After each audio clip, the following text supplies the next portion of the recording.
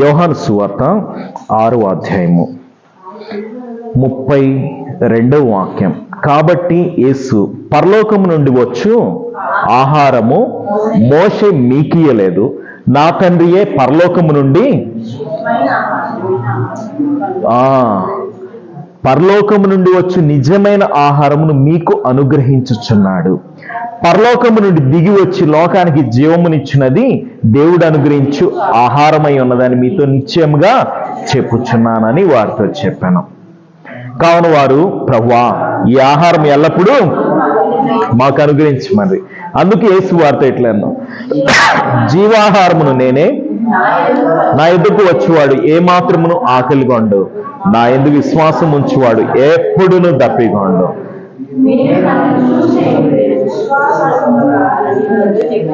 Okay, మనం చదువుకున్నటువంటి ఈ వాక్యము,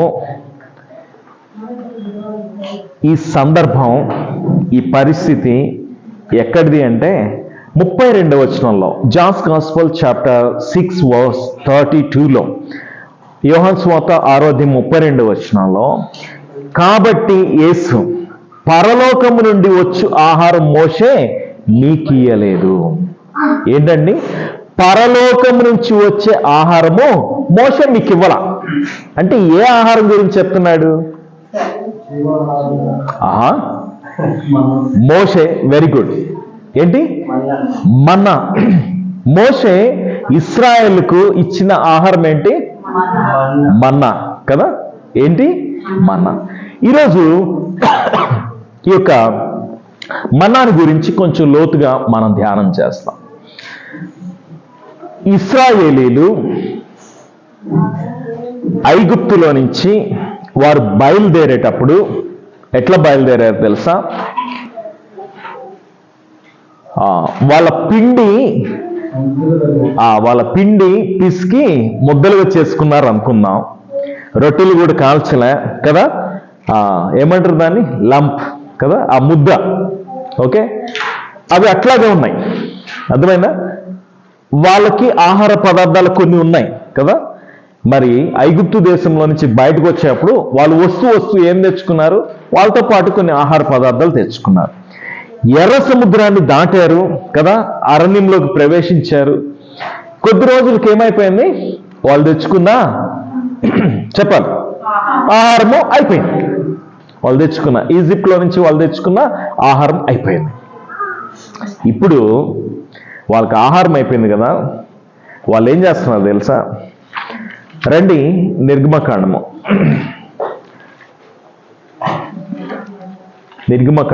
'Exodus chapter 16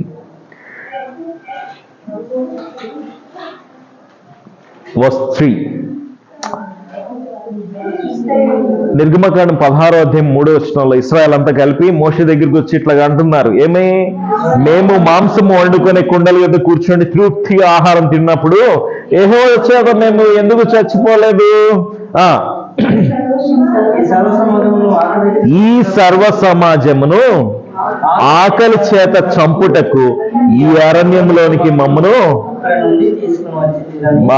చూడండి. అసలు మోషేని ఏమంటున్నారండి? ఆకలి చేత మమ్మల్ని చంపేయడానికి అరణ్యంలోకి తీసుకొని వచ్చావా అని అడుగుతున్నారు. ఇప్పుడు మోషే ఏం చేయాలా? మనమైతే ఏం చేస్తాం? సరే, అయితే మోషే చూడండి, మోషేతో దేవుడు చెప్తా ఉన్నాడు 4వ వచనంలో, ఇదిగో నేను ఆకాశం నుండి మీ కొరకు ఆహారమును కురిపించేదను. ఓకే, ఆకాశం నుండి ఆహారమును కురిపించేదను అన్నాడు. దేవుడు ఏం చెప్తున్నాడు? ఆకాశం నుంచి ఆహారము కురిపించేదను అన్నాడు. 13వ వచనం మధ్యలో నుంచి చూస్తే, ఉదయమున మంచు వారి పాలెం చుట్టూ పడి ఉండెను, పడిన ఆ మంచు ఇరిగిపోయిన తర్వాత నూగు మంచు వలె సన్నని కణములు అరణ్యపు భూమి మీద కనబడి, ఇశ్రాయేలు దాన్ని చూసి అది ఏమైంది ఎరుగక లేక తెలియక ఇదేమి అని చెప్పుకున్నారు. ఇదేమి అంటే మన్నా, మన్ ఉ అనేది యాక్చువల్లీ ఓకే హెబ్రీ భాషలో దాన్ని కలిపితే మన్నా కదా. మన్నా, మన్నా అంటే ఇదేమి. సరే జాగ్రత్తగా వినండి. ఇశ్రాయేలీలు బయటకు వచ్చేటప్పుడు ఎట్లాగ వచ్చారు? ఎంతో సంతోషంగా ఆనందంగా కదా, సరదాగా అసలు ఎట్లాగ వచ్చారంటే అట్లా వచ్చారు, అవునా కదా? ఎందుకంటే 400 సంవత్సరాలు భయంకరమైన బానిసత్వాన్ని అనుభవించి ఒక్కసారి స్వాతంత్రం పొందిన తర్వాత ఎంతో సంతోషంతో ఆనందంతో బయటకు వస్తామన్నారు కదా. ఆ బయటికి రావడానికి కారణం ఒకటి ఉంది. ఏంటి అంటే లాస్ట్ ఫస్ట్ లైన్ ఏంటి? Very good. చిట్ట చివరి తెగులు ఏంటి? వాళ్ళకి పంపించబడిన తీర్పుల్లో ప్రథమ సంతానాన్ని చంపేయడం. అది మనుషుల్లో కావచ్చు, రెండోది జంతువుల్లో కావచ్చు. ఆ రాత్రి వేళ మరణదూత వారి ఇళ్ళ మధ్యలో వెళ్తున్నప్పుడు కదా, ఏ ఇంటికైతే పస్కా పశువును వధించి రక్తాన్ని రాయలేదో కదా, ద్వారబంధాలకి రక్తాలను రాయలేదో ఆ ఇంటిలో ప్రతి ఇంటిలో కూడా చావు, అవునా? కానీ ఇశ్రాయేలీలు బ్రతకడానికి కారణం ఏంటో తెలుసా? పస్కా పశువును వధించి రక్తాన్ని వాళ్ళ గుమ్మాలకు ద్వారబంధాలకు రాసుకున్నారు. మరి ఆ రక్తము వారిని ఆ రాత్రి వేళ కాపాడింది. మరి రక్తాన్ని చూసి మరణదూత దాటి వెళ్ళిపోయాడు. ఇప్పుడు ఆ రక్తం చేత వాళ్ళు ఏం చేయబడ్డారండి? విమోచించబడ్డారు, రక్షించబడ్డారు.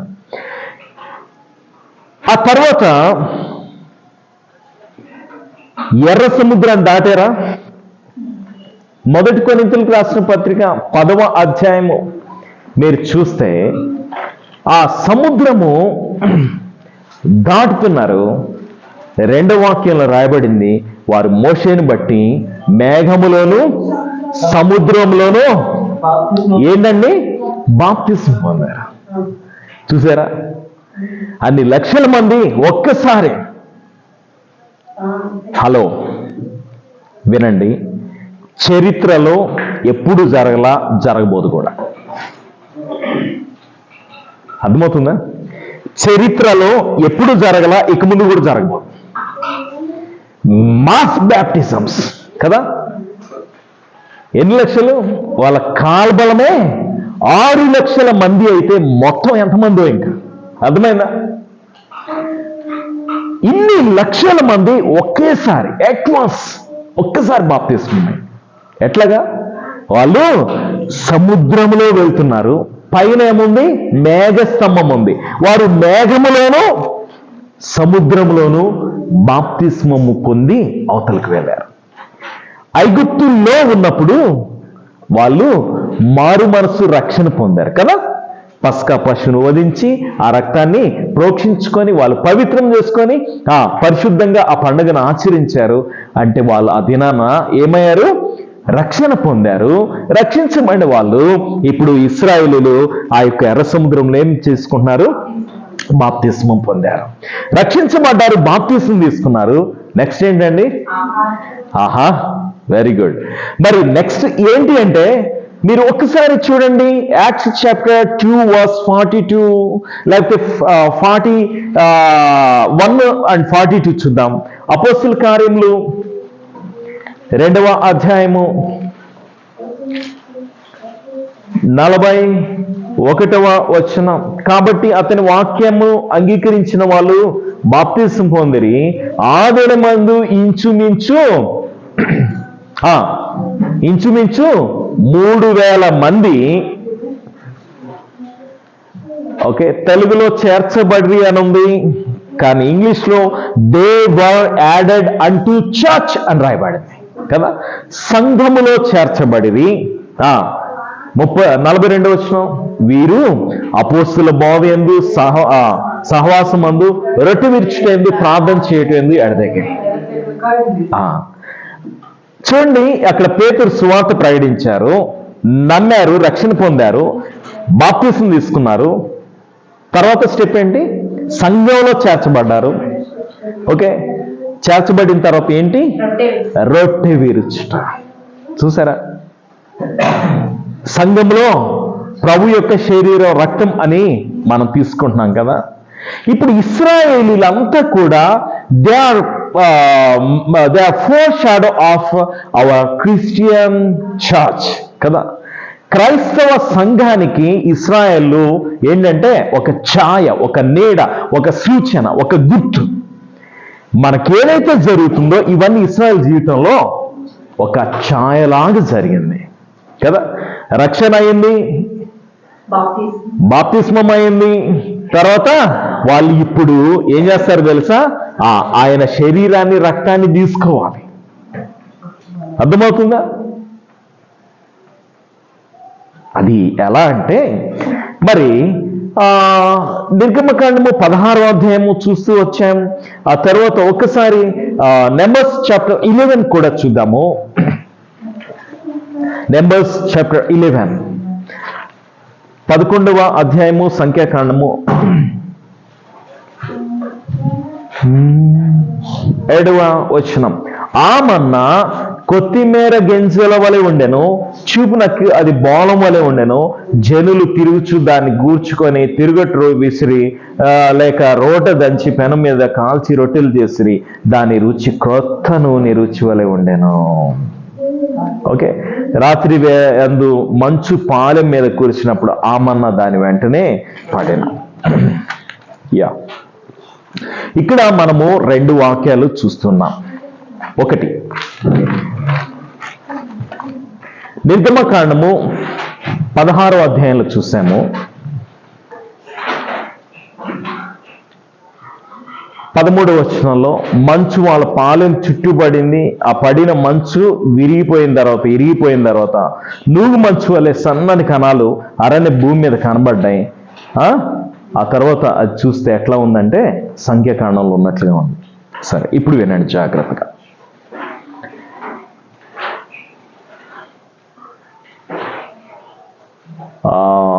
కీర్తన 78:25. ఎవరైనా Psalm 78:25. దేవదూతల ఆహారమును నరులు భుజించిరి. ఆ పై వచనంలో ఏముందో తెలుసా? గాడ్ హ్యాస్ గివెన్ మన్నా కదా. ఉందా మాట? ఉందా? ఆహారము కొరకై దేవుడు వాళ్ళకేమిచ్చాడంట? మన్నాను కురిపించాడు. ఆకాశం నుంచి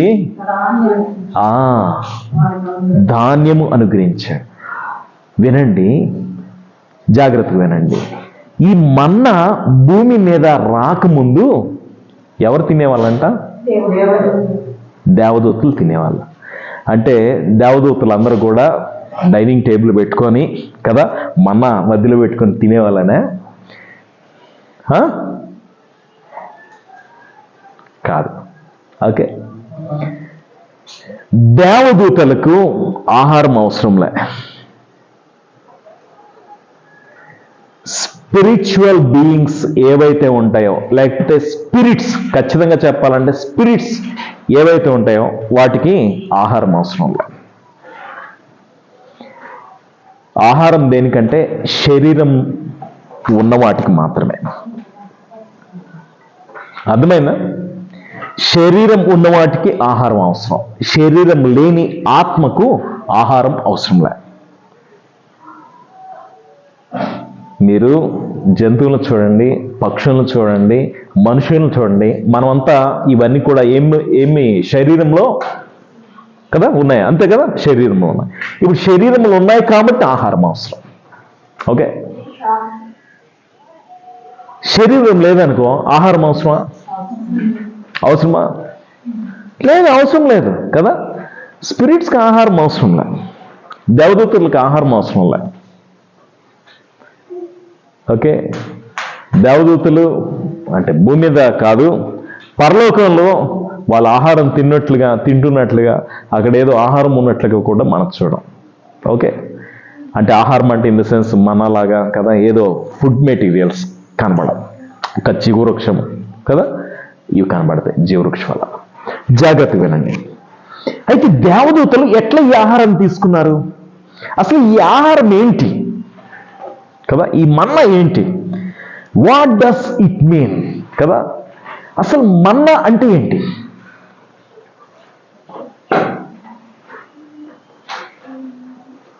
పరలోకంకి వెళ్దాం. పరలోకంలో ఈ మన్నాను దేవదూతలు తింటున్నారు అని చెప్పి కదా Psalm 78 స్టాంజర్స్ 24 and 25లో మనం చూసాం కదా. కీర్తన 78, 24, 25లో చూసాం.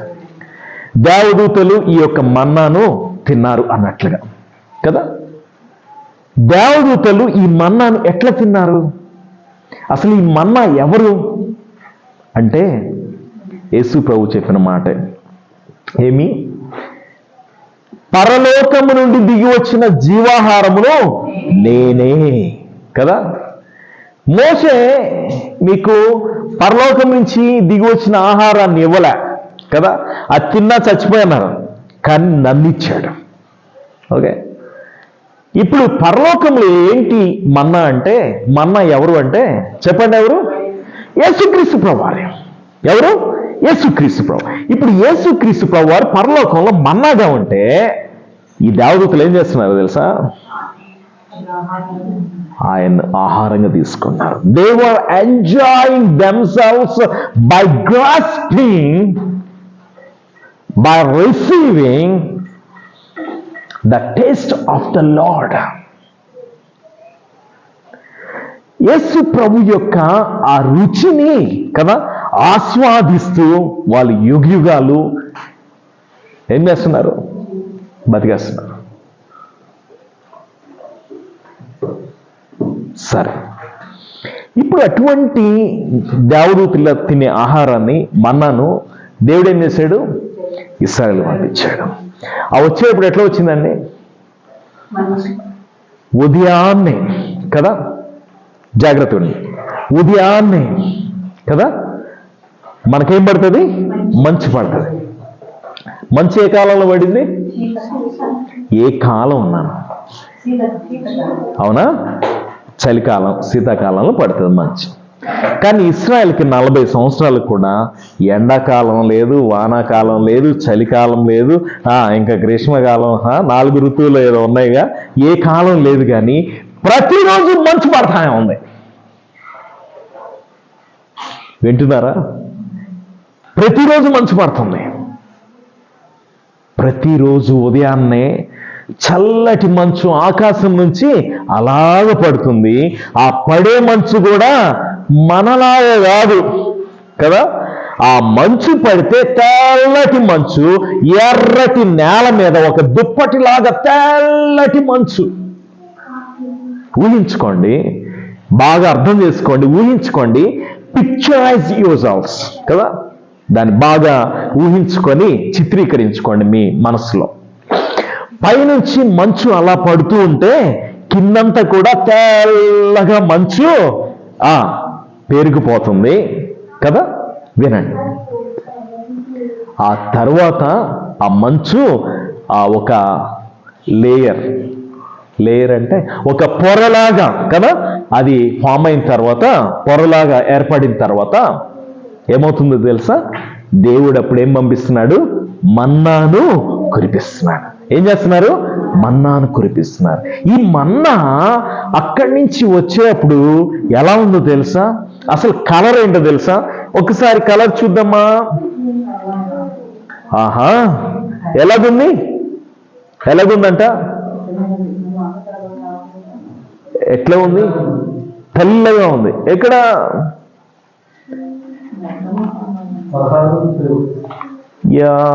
16వ అధ్యాయము 31వ వచనంలో ఎలా ఉంది? ఇశ్రాయేలు దానికి మన్నా అని పేరు పెట్టారు. అది తెల్లని కొత్తిమీర గింజ వలె ఉంది. దాని షేప్ కదా తెల్లగా ఉంది. కొత్తిమీర గింజలాగా ఉన్నాయి కదా.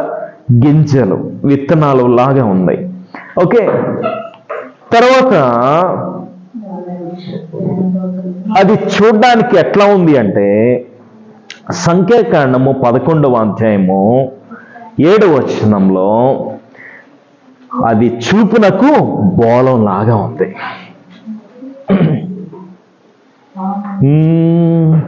జాగ్రత్త వినండి. తెల్లని మంచు పడింది. ఆ తెల్లని మంచులో మరలా తెల్లగా పైనుంచి పడ్డాయి. ఏంటి? గింజల్లాగా ఉన్నాయి, కొత్తిమీర గింజల్లాగా ఉన్నాయి కదా, తెల్లగా ఉన్నాయి. మరి ఆ మంచులో పడిపోయినాయి కదా. ఇప్పుడు నేలంతా కూడా చూస్తే, నేలంతా కూడా అటు ఇటు ఎటు చూసినా కూడా ఇశ్రాయేలీల పాలమంతా కూడా, వాళ్ళ యొక్క దారులన్నీ కూడా కదా, వాళ్ళ ఇళ్ళ ముంగిటంతా కూడా ఏముంది? మన్నా మంచులో కదా కొత్తిమీర గింజలాగా తెల్లగా బోళంలాగా పడి ఉంది. ఓకే, నిర్గమకాండము 16వ అధ్యాయము 14వ వచనంలో ఇప్పుడు ఎండొచ్చింది కదా, కొంచెం సేపు అలాగా గాలి వస్తుంది, ఎండ వస్తుంది. ఏమైంది? మంచు విరిగిపోతా ఉంది.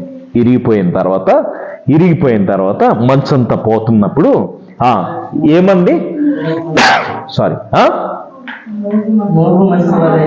నువ్వు మంచు వలె సన్నని మంచులు తీగల్లాగా వాళ్ళకి కనబడ్డది. ఏంటి అని కొంచెం చూస్తే, ఆ భూమి అంతా కూడా చూస్తే అదేంటది? మన్నా. ఏంటది? మన్నా. ఇప్పుడు జనులు దాన్ని ఏం చేస్తారంటే, సంఖ్యాకాండము 11వ అధ్యాయం 8వ వచనం ప్రకారము జనులు తిరుగుతూ దానంతా కూడా కూర్చుకొని తిరగట్లో వేశారు. తిరగల్లో వేసి బాగా విసిరారు కదా. గింజలు అని చెప్పుకున్నాం కదా, తిరగలు వేసి బాగా విసిరారు కదా. తిరగలు తెలుసు కదా, తిరగలు వేసి విసరతారు కదా. ఏమవుతుంది? ఆ గింజ ఏమవుతుంది? చిన్న ముక్కలుగా అయిపోయి పొడిగా అయిపోతుంది. అవునా? ఇప్పుడు ఆ పొడైన తర్వాత ఏం చేస్తారు? దానిలో నీళ్లు కలిపి చక్కగా ముద్దగా చేసుకొని పెనం మీద వేసుకొని కాల్చుకొని తింటారు. లేదు అంటే రోట్లో వేసుకొని దంచి ఏం చేస్తున్నారు? దాన్ని నీళ్ళతో కలుపుకొని మళ్ళా పెనం మీద వేసుకొని కాల్చుకొని తింటున్నారు. అది తిన్నప్పుడు ఎట్లా ఉంటుందో తెలుసా? దాని రుచి క్రొత్త నూనె రుచి వలె ఉంది. దాని రుచి ఎట్టుందంట? కొత్త నూనె రుచి ఎట్టయితే ఉంటుందో అంతలాగా ఉంటుంది కదా. అదే మరి నిర్గమకాండంలో ఏమన్నారంటే, అది ఎట్లా ఉందంట? 31వ వచనంలో, 16వ అధ్యాయం 31వ వచనంలో, దాని రుచి తేనెతో కలిపిన ఆపుపంలాగా ఉంది. తేనెతో కలిపినట్టుగా, నూనెతో, కొత్త నూనెతో తేనెతో కలిపినట్టుగా ఆపుపంలాగా ఉంది. సరే వినండి. ఆ విధంగా ఇశ్రాయేల్ అంతా కూడా 40 సంవత్సరాలు, 1 కాదు 2 కాదు కదా, 5 10 కాదు, 15 20 కాదు, ఎన్ని సంవత్సరాలండి? 40 సంవత్సరాలు ఏం చేశారు? రోజు ఉదయాన్నే మంచు పడ్డం కదా, దాని వెంటనే ఏం పడుతుంది? మన్నా పడ్డం. మరి వీళ్ళంతా ఆ యొక్క మన్నాను కూర్చుకొని చక్కగా ఏం చేస్తున్నారు? రోట్లో దంచుకోను, లేకపోతే విసరి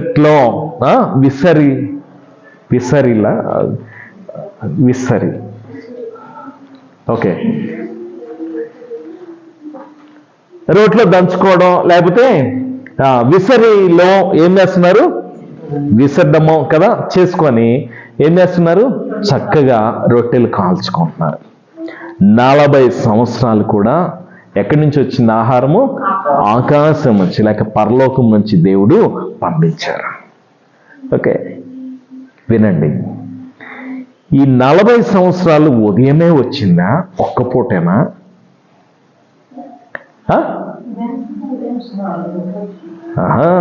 సంఖ్యాకాండంలో మీరు చూస్తున్నారు, 9వ వచనం, రాత్రి యందు మంచు పాలెం మీద కురిసినప్పుడు ఆ మన్న దాని వెంటనే పడతా ఉంది. ఏంటండి? రాత్రి వేళ కూడా ఏమవుతుంది? మంచు పడుతుంది, మరలా మన్నా కురుస్తుంది. వా అంటే ఈ మన్నా ఎప్పుడెప్పుడు వస్తుంది? ఉదయం వస్తుంది, రాత్రి వస్తుంది. జాగ్రత్త వినండి. మరి ఈ మన్నా వాళ్ళు చక్కగా తిన్నారు. ఇంకొక విషయం చెప్పనండి, ఈ మన్నా తిన్న వాళ్ళకి ఏ జబ్బు రాదు. ఇశ్రాయేలీయులకు ఏ రోగమైనా వచ్చిందా?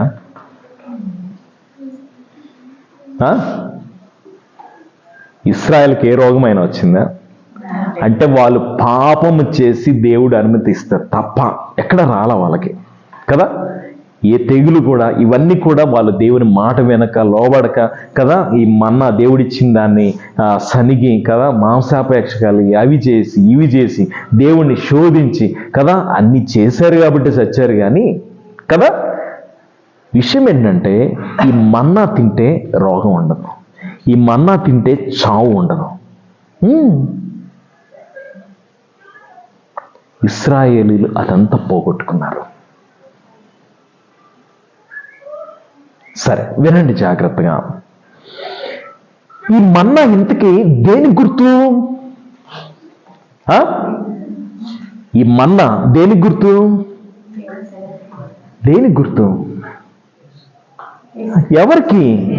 యేసుక్రీస్తు ప్రభుకి. ఇంకా మీరు అక్కడే ఉన్నారు, రండి. పిక్చరైజ్ చేసుకోమంటే బాగా చేసుకుని అక్కడే ఉండిపోయినారు. బాగున్నట్టుంది మీకు. అరణ్యంలో హ్యాపీగా ఎంజాయ్ చేస్తున్నారు. సరే వినండి. మరి ఈ యొక్క మంచులో పడినటువంటి తెల్లని కొత్తిమీర లాగా ఉన్నటువంటి ఈ యొక్క గింజల్ని వాళ్ళు ఏం చేస్తున్నారు? దంచుకోనో విసురుకోనో కదా పిండి చేసుకొని రొట్టెలు కాల్చుకుంటూ వస్తా ఉన్నారు, భుజిస్తున్నారు. ఎంతో హ్యాపీగా 40 సంవత్సరాలు అయిపోతా ఉంది కదా. 40 సంవత్సరం ఎప్పుడైతే వాగ్దాన దేశంలోకి అడుగుపెట్టారో మన్నా అయిపోయింది కదా. సరే వినండి. ఈ మన్నా ఇంకొంచెం కూడా ఇంకో పని చేసినారు, అది కూడా చూద్దాము. ఎక్సోడస్లోనే చూద్దాము. నిర్గమకాండం 16వ అధ్యాయం 33వ వచనంలో దేవుడు ఏం చెప్పినాడంటే, నేను ఐగుప్తు దేశంలోంచి మిమ్మల్ని రప్పించాను, అరణ్యంలో మీకు తినడానికి ఆహారం ఇచ్చాను అనడానికి గుర్తేందంటే, ఒక ఓమెరు పట్టే పాత్ర తీసుకొని ఒక గిన్నె తీసుకొని ఏం చేయాలా? ఈ మన్నాను దాంట్లో ఉంచాల. ఉంచి యెహోవా సన్నిధిలో దాన్ని పెట్టాలి. ఎక్కడ పెట్టాలా అంటే హీబ్రూస్ చాప్టర్ 9:2 అనుకుంటా. Hebrews chapter 9 I think verse 2. హెబ్రీలకు రాసిన పత్రిక 9వ అధ్యాయము 2వ వచనం నుంచి అన్నీ ఉంటాయి. ఓకే, డైరెక్ట్గా 4th వర్స్కి వచ్చేసండి. 4th వర్స్ దీంట్లో ఉందా? 4th లో ఉందా? 4వ వచనంలో ఆ మందసంలో మన్నా గల పాత్ర అనే మాట చూస్తాం. ఏంటండి? మన్నా గల బంగారు పాత్ర. మన్నా గల బంగారు పాత్ర అంటే పాత్ర ఏంటి? వెజల్ ఏంటి? బంగారుది కదా. లోపల ఏంటి? మన్నా. విషయం ఏంటంటే, అద్భుతం ఏంటంటే, ఇశ్రాయేలీలు రేపటి కానీ దాచుకున్నారనుకో ఇంట్లో ఏమైపోతుంది? కుళ్ళిపోతుంది, కంపు కొడుతుంది, పాడైపోతుంది కదా. తర్వాత ఎక్కువ తెచ్చుకున్నారనుకో ఎక్కువ అవుతుందా? తక్కువ తెచ్చుకున్నారనుకో వాళ్ళకి తగ్గిపోతుందా? Okay, manna is sufficient for all కదా. మన్నా అన్నది అది కరెక్ట్గా సరిపోద్ది. నువ్వు తక్కువ తీసుకున్నా కడుపు ఫుల్ అవుతుంది కదా, ఎక్కువ తీసుకున్నా తక్కువ కాదు, ఎక్కువ తీసుకున్నా ఎక్కువ అయిపోదు. ఓకే సరే వినండి. అయితే దాచిపెట్టుకున్నారనుకో పాడైపోద్ది. అదే విశ్రాంతి దినాన దాచిపెట్టుకోమన్నాడు దేవుడు. దాచిపెట్టుకుంటే ఆ రోజు పాడైద్దా? అవ్వదు కదా. ఇప్పుడు మన్నా కొంచెం తీసుకొని ఓమెరు కదా దేంట్లో ఉంచారు? బంగారు పాత్రలో ఉంచినప్పుడు 40 సంవత్సరాలు కాదు 400 సంవత్సరాలైనా పాడైతుందా? కాదు, ఎప్పటికీ కాదు.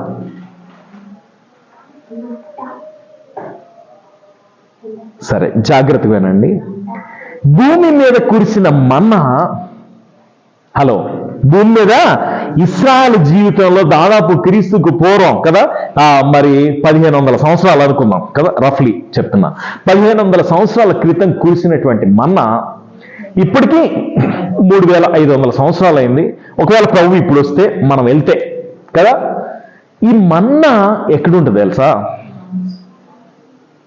ఎక్కడుంటుంది తెలుసా? ప్రకటన గ్రంథము 2వ అధ్యాయము 19వ వచనం.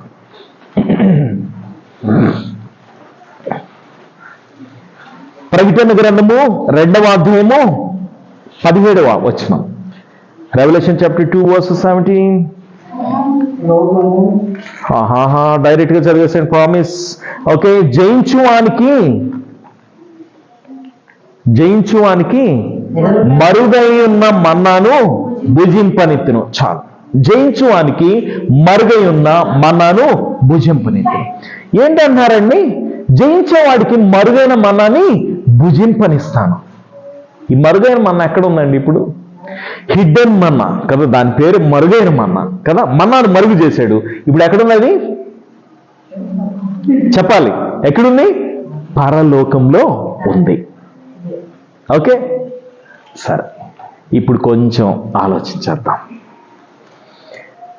అసలు మన్నా అంటే అర్థం ఏమని చెప్పుకున్నాం?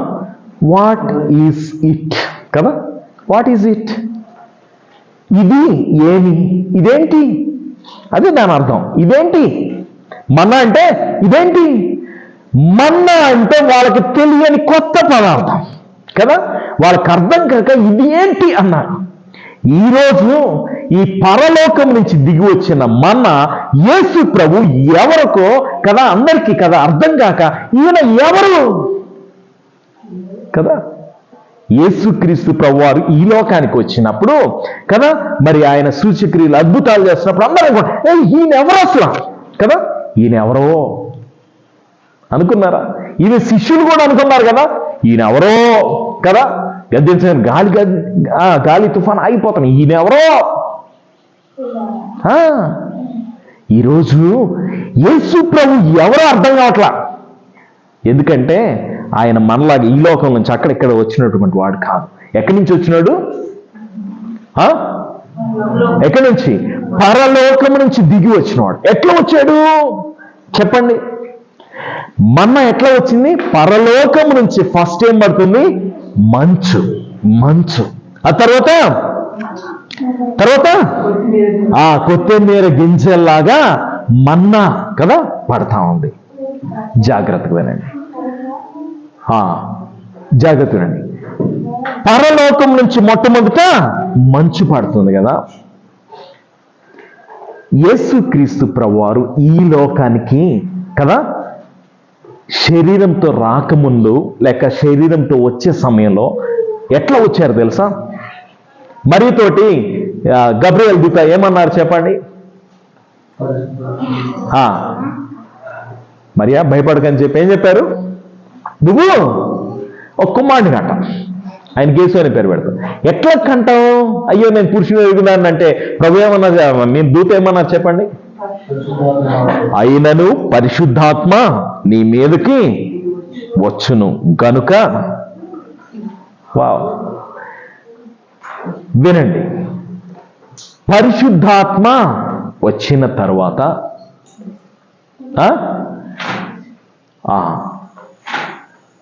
మరియా గర్భములోనికి పరిశుద్ధాత్మ వచ్చిన తర్వాత యేసు ప్రభు ఒక గింజలాగా, విత్తనంలాగా కదా ఆమె కడుపులో పడ్డారు. అర్థమవుతుందా? నేల ఉందే కదా, ఇశ్రాయేలు అరణ్యములో నేల అన్నారు కదా, ఆ నేల ఆమె గర్భం అని చెప్పుకుందాం కదా. ఎందుకంటే ఆమె మన్ను కదా, వీఆర్ ఆల్ ఓకే, అవును కదా. ఓకే, మనము మన్ను కదా, మంటివారము. ఇప్పుడు ఆ గర్భము లోనికి కదా మంచు పడినట్లుగా కదా పరిశుద్ధాత్మ వచ్చిన తర్వాత అక్కడ he created a platform in the womb కదా. మీరు చూడండి, ఒక తల్లి గర్భము ధరించాలి అంటే, తల్లిగా మారాలి, గర్భం ధరించాలంటే first something has to be there. That's a seed. Seed కదా, విత్తనం అనేది పడాలి. అంతేనా? అంతే కదా. ఓకే, సోదరుల నుంచి, పురుషుల్లో నుంచి ఏమి అవ్వాలా? సీడ్ అనేది, ఒక్క సీడ్ కదా, ఒక విత్తనం. అవునా? ఓకే, స్పాన్, శుక్రకణం కదా, ఒక్కటి, జస్ట్ దానిపై. వినండి, విషయం ఏంటంటే ఈ సీడ్, ఈ విత్తనము ఎక్కడి నుంచి వచ్చింది? పరలోకం నుంచి వచ్చింది. అర్థమైనా? మరి ఆ గర్భములో దేవుని యొక్క పరిశుద్ధాత్మ చేత కదా ఆవరించబడి ఆ యొక్క విత్తనము ఏమైంది? పెద్దదై కదా యేసుగా ఆయన పుట్టారు. బెత్లెహేంలో జరిగింది ఏంటి? ఏం జరిగింది బెత్లెహేంలో? ఆమె ప్రసవించి కుమారుని కని ఆయనకి ఏమని పేరు పెట్టారు? ఆ తర్వాత అఫ్ కోర్స్ 8వ దినాన యేసు అని పేరు పెట్టారు. వినండి జాగ్రత్తగా. యేసు మన్నాను పడిన తర్వాత ఇశ్రాయేలు ఏం చేశారు? వాళ్ళు తిరుగుచూ వాటిని ఏం చేశారు? దేవర్ కలెక్టెడ్ కదా. వాళ్ళు తిరుగుతూ ఆ మన్నాన్ని ఏం చేశారు? తీసుకున్నారు, సేకరించుకున్నారు కదా. అవునా? విషయం ఏంటంటే ఈ మన్నాని కదా మరియా సేకరించుకుంది కదా. యోసేపు సేకరించుకున్నాడు. ఎట్లా తెలుసా? యోసేపు తండ్రి అవుతాడా అవడా? ఒక మాటలో చెప్పండి. Was Joseph the father of Jesus or not? యేసుకి తండ్రి అవుతాడా లేదా యోసేపు? హలో, మరియా యోసేపు భార్య భర్తలు కదా. ఆ యోసేపు గురించి చెప్తాను. ఓకే, చెప్పండి. అవుతాడా అవడా? Direct question. ఏదైతే అది చెప్పండి. అవడు. ఎందుకు అవడు? ఆయన కాలేదు కాబట్టి. అంతేగా, సింపుల్గా. కానీ లూకాసు వార్తలో ఏముంది? హీ వాజ్ రికార్డ్ కదా. హీ వాజ్ ఏమన్నాడు చూడండి. Third chapter verse 23. యేసు ప్రభు గురించి ఈ మాట రాయబడింది. ఆయన అంటే యేసు యోసేపు కుమారుడు అని ఎంచబడెను. అర్థమైనా? ఎంచబడ్డారు అంటే యోసేపు ఏం చేశాడు? హీ వాజ్ కలెక్టెడ్ మన్నా. జాగ్రత్త వినండి. అర్థమైనా? తర్వాత కాలంలో అంటే వాళ్ళ ఫ్యామిలీస్ కదా, దేవర్ యాక్సెప్టెడ్ కదా, వాళ్ళందరూ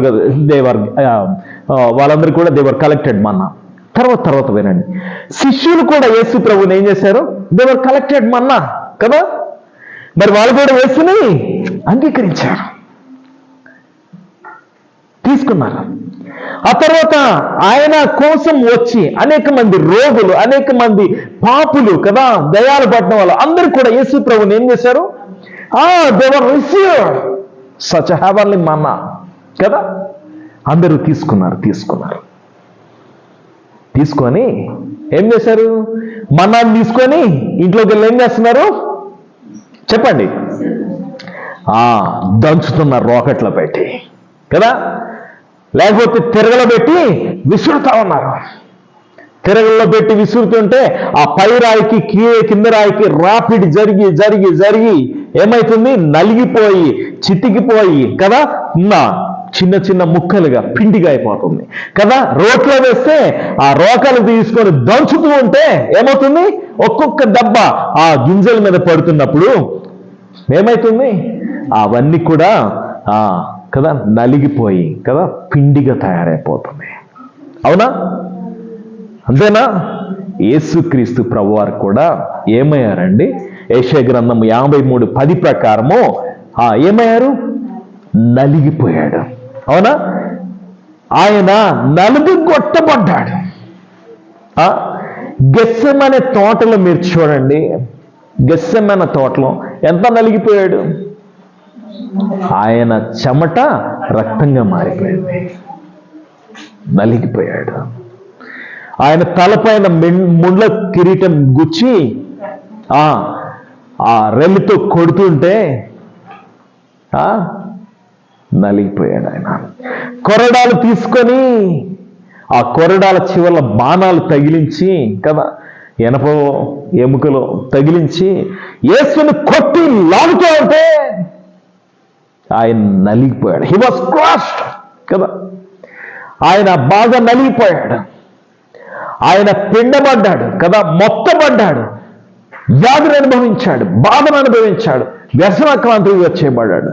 he was crushed on the cross of Calvary కదా. ఆయన మీద ముఖం మీద భూమి వేస్తా ఉంటే, అవమానంగా మాట్లాడుతూ ఉంటే, హేళన చేస్తా ఉంటే ఆయన ఏమయ్యాడు? నలుగొట్టబడతా ఉన్నాడు. వినండి, ఆ నలుగొట్టబడిన తర్వాత ఏం చేస్తున్నారు తెలుసా? ఏం చేస్తున్నారు? ఆ పిండి చేసిన తర్వాత పెనం పెట్టి కదా, పాన్ పెట్టి ఆ పాన్ మీద ఏం చేస్తున్నారు? దీన్ని ఏం చేస్తున్నారు? కాలుస్తున్నారు. కాల్చుకొని రొట్టిగా చేసుకొని తింటున్నారు. యేసు ప్రభు కదా, యేసు ప్రభు దేవుని యొక్క కోపము, ఉగ్రత అనే పాన్ మీద కదా ఆయన కాల్చబడ్డారు. He was consumed but alive కదా, on the cross of Calvary as a living sacrifice కదా. ఆయన దేవుని యొక్క కోపము లేక ఉగ్రత అనేటటువంటి ఆ తీర్పు యేసు ప్రభు మీదకి వచ్చినప్పుడు ఆయన కాల్చబడిన వాడుగా అయిపోయినాడు. యేసు ప్రభుని చూస్తే యెషయా అంటాడు, ఆయన ముఖం ఎట్లాగుంది? చెక్కుముక్కి రాతి వలె ఉంది. ఆయనలో స్వరూపమైనా లేదు, సొగసైనా లేదు. ఎలా వేయాడైనా?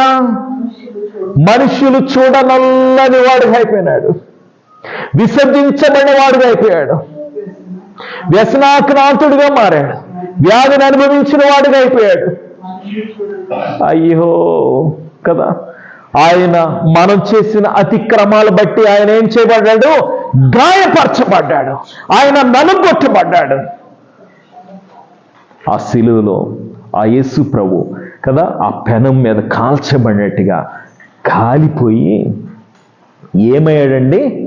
మనందరికి ఏమయ్యాడు? ఒక రొట్టెగా అయ్యాడు కదా. ఆ యేసు ప్రభు చెప్పారు, యోహాను సువార్త 6వ అధ్యాయము, ఇప్పటికి రండి.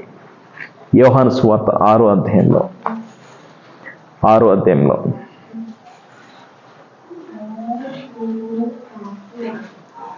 6వ అధ్యాయం 33వ వచనం, పరలోకము నుండి దిగి వచ్చి లోకమునకు జీవాన్ని ఇచ్చే ఆహారం ఏంటి? యేసు ప్రభు అండి. 35వ వచనం 6:35, జాన్స్ గాస్పెల్ 6:35, జీవాహారమును ఏంటండి? జీవాహారమును నేనే, నా ఎద్దుకు వచ్చేవాడు ఏమాత్రం ఆకలిగా ఉండా, జీవాహారమును నేనే.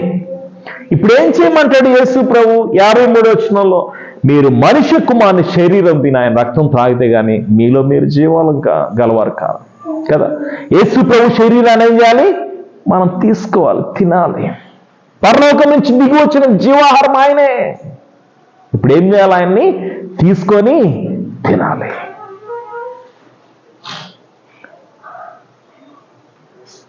జాగ్రత్తగా వినండి.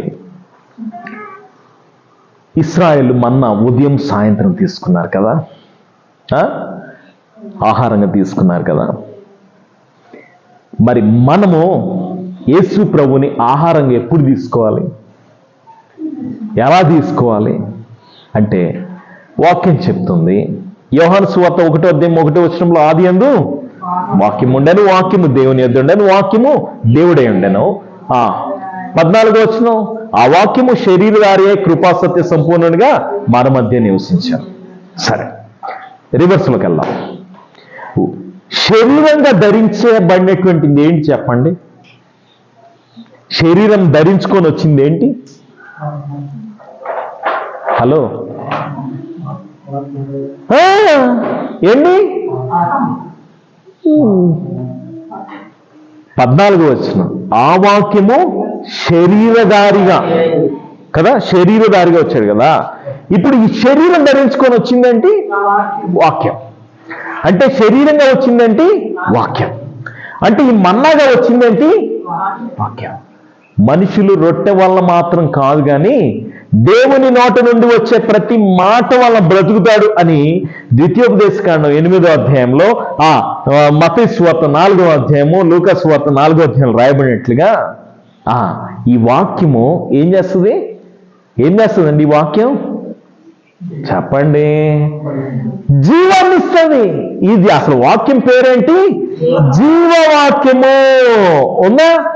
ఈ జీవవాక్యాన్ని చేత పట్టుకొని మనం ఏం చేయాలా? ఉదయం ఈ జీవవాక్యం ఎప్పుడెప్పుడు చెప్పండి?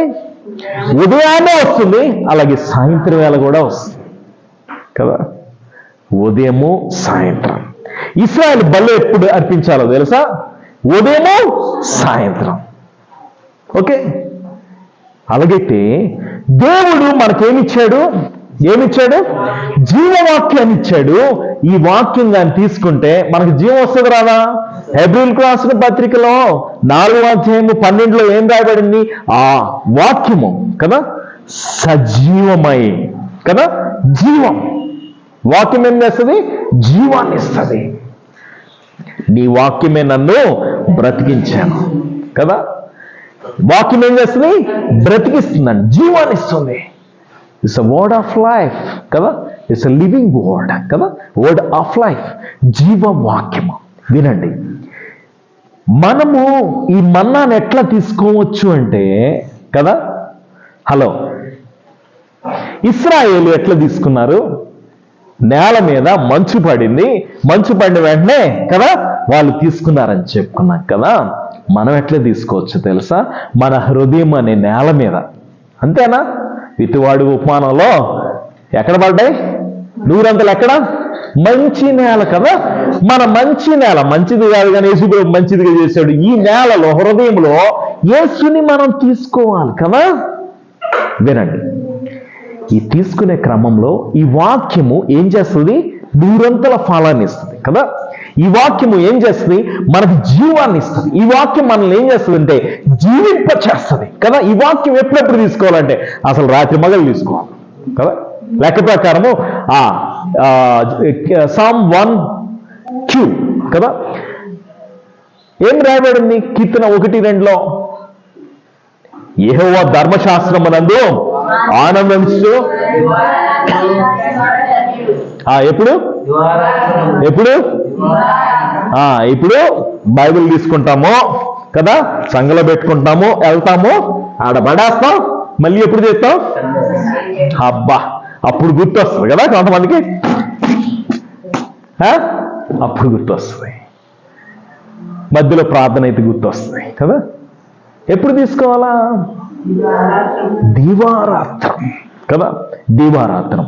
అయితే వినండి, మరి లేఖనాల్లో మనం చూస్తున్నాం ప్రతి ఉదయం ప్రతి సాయంత్రం. ఎందుకో చెప్పనా? సాయంత్రం మంచు పడి ఇది వస్తుంది కదా, మన్నా పడుతుంది కదా, ఇది ఎవరికి గుర్తు అంటే ఇశ్రాయేలు గుర్తు. ఎట్లా అంటారు? ఇశ్రాయేలీలకి కాలమానం ప్రకారము వాళ్ళకి సమయం అనేది, లేకపోతే రోజు అన్నది ఎప్పుడు ప్రారంభమవుతుంది? సాయంత్రం కదా.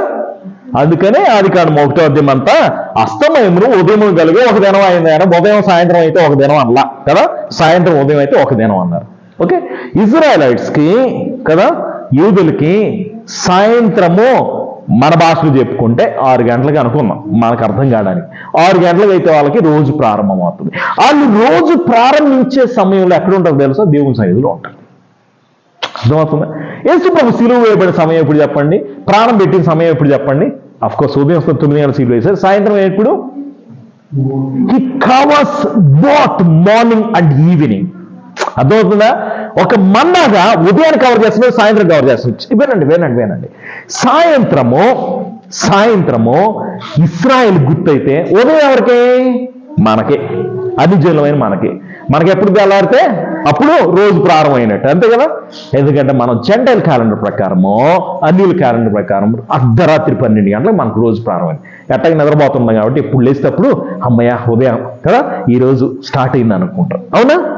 అంటే యేసుక్రీస్తు ప్రభువారు he was a manna from heaven to Israelites and even to our Gentiles కదా. అనిజలమైన మనకును దేవుడు ఏర్పరచుకున్న ఇశ్రాయేలుకి ఆయన పరలోకం నుంచి దిగి వచ్చిన మన్నా అయి ఉన్నాడు. ఓకే, మరి పరలోకం నుంచి దిగి వచ్చిన మన్నా ఎవరు? యేసు ప్రభు. ఇశ్రాయేలుకి అలాగే మనకి కూడా. అలాగే ఈరోజు మరి తెల్లని ఆపూపం వలె కదా, తేనెతో లేకపోతే నూనెతో, నూనె దేనికి గుర్తు తెలుసా? పరిశుద్ధాత్మ గుర్తు కదా. వాక్యం చదువుతుండగా ఆత్మ మనల్ని ఏం చేస్తాడు? సత్యంలో నుంచి, సర్వసత్యం. జాన్స్ గాస్పెల్ చాప్టర్ 17:17 నీ వాక్యమే సత్యం అని రాయబడింది. Thy word is truth కదా. నీ వాక్యం సత్యము. ఇప్పుడు ఈ సత్యంలో నుంచి ఎక్కడికి వెళ్ళాలా? సర్వసత్యంలోనికి వెళ్ళాలా. ఈ సర్వసత్యంలోనికి వెళ్ళాలంటే నడిపించేది ఎవరు? పరిశుద్ధాత్మ. వాక్యం చదువుతుండగా లోతైన అనుభవాల్లోకి, క్రీస్తు యొక్క ప్రత్యక్షతలోకి, పరలోకపు అనుభవాల్లోకి, ఓకే, ఆ యొక్క మన్నాగా కదా ఉన్నటువంటి యేసు ఇప్పుడు ఎలాగున్నాడు తెలుసా? మనం ఏం చూసాం? ఈ మన్నాను ఎక్కడ దాచాలండి? బంగారు పాత్రలు దాచాలన్న కదా. ఓకే, ఇప్పుడు యేసు ప్రభు వారిని మీరు చూస్తే ఎట్లా కనబడి తెలుసా?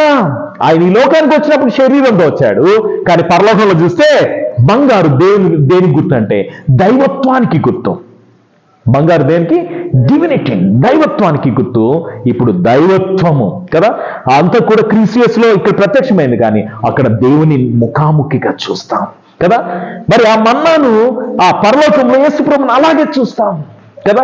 ఆ మహిమతో, ఆ ప్రభావంతో, ఆ ఔన్నత్యంతో కదా, ఆయన్ను సమీపింపరాని తేజస్సులో అమరత్వం కలిగినటువంటి ఆ మహారాజును అలాగే చూస్తాం.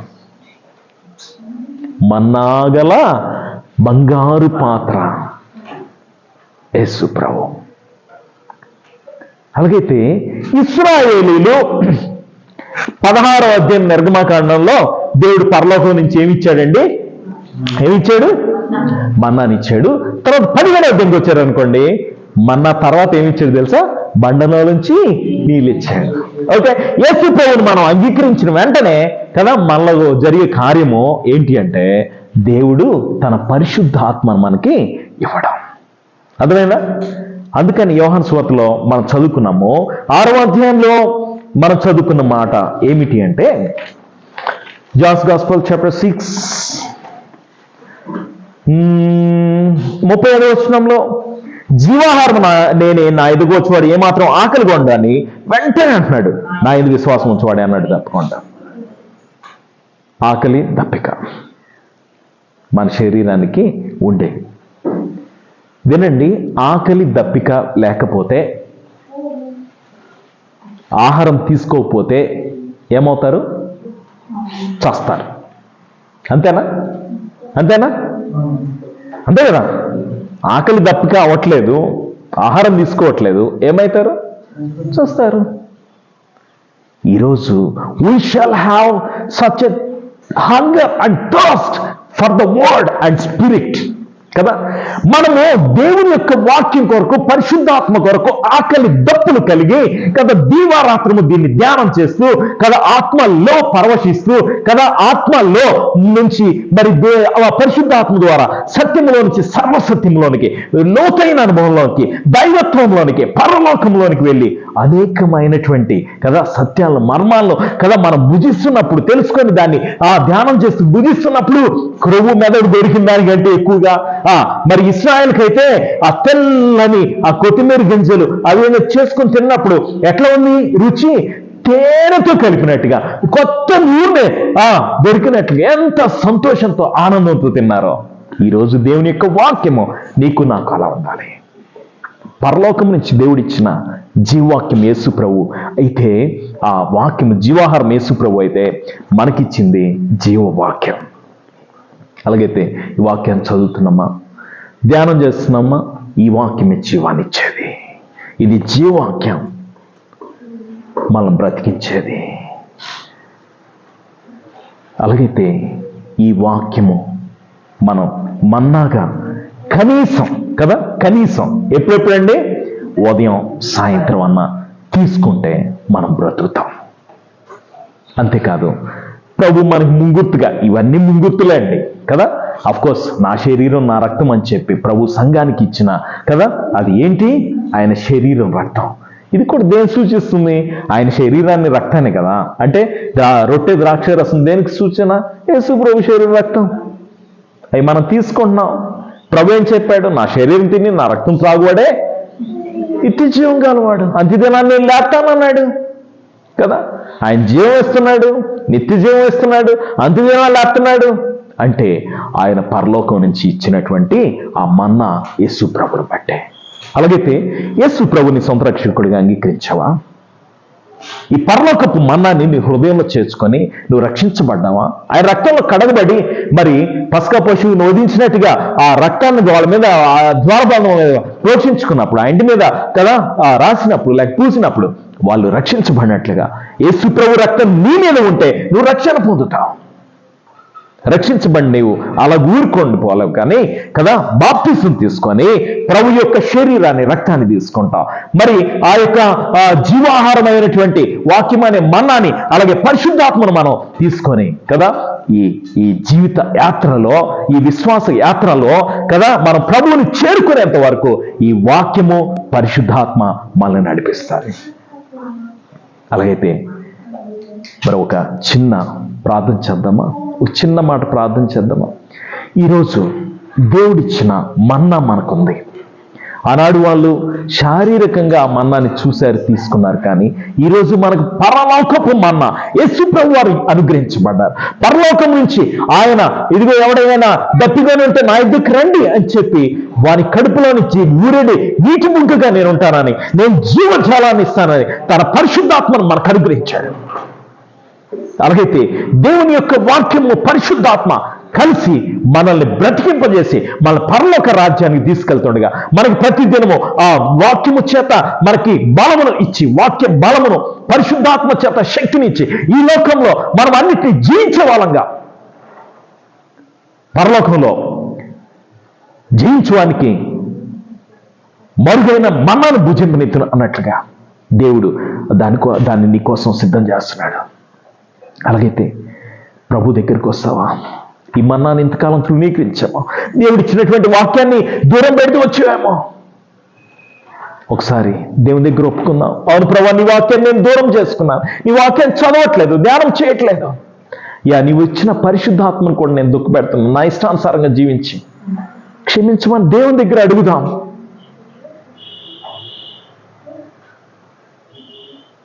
మాకు ఈ ఆహారం వద్దు అంటే వద్దన్న వాళ్ళందరినీ చంపేశాడు. ఇశ్రాయేలీలు మాకు ఈ ఆహారం వద్దు, మాకు మాంసం కావాలా అని వేరొక ఆహారాన్ని అడిగిన దానికి మాంసాపేక్ష కలిగిన ప్రతి ఒక్కరిని, వాళ్ళు మాంసము పళ్ళల్లో ఉండగానే ప్రతి ఒక్కరు చచ్చాడు. యేసు ప్రభుని కాకుండా నువ్వేం తీసుకున్నా చావే. కానీ మనకు జీవం ఇవ్వడానికి యేసు ప్రభు శిలువలో చచ్చిపోయాడు, మనకు నిత్య జీవం ఇచ్చాడు. ప్రభువా, అటువంటి జీవం నాకు కావాలి, నేను నిత్యము జీవించాలయ్యా.